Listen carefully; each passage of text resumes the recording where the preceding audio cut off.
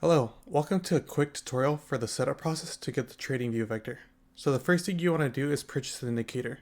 This button should say purchase, where it will take you to the checkout process. It's then going to prompt you to input your email address. After that, a new Fractal Exchange tab will appear on your left hand side. Click on it, then click where it says vector link. After that, a new prompt is going to appear where you're going to input your TradingView username and click on Claim Indicator. After a new prompt appears saying you successfully claimed the indicator, you can go ahead and head over to TradingView.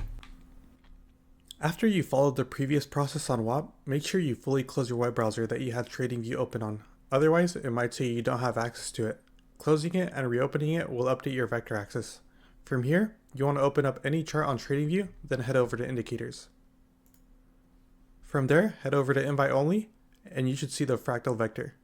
Double click on it, then click Apply, then you should be all set.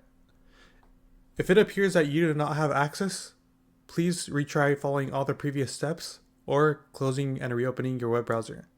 If you still have issues, please feel free to open up a ticket in the Discord to get fast assistance. Thank you for your support.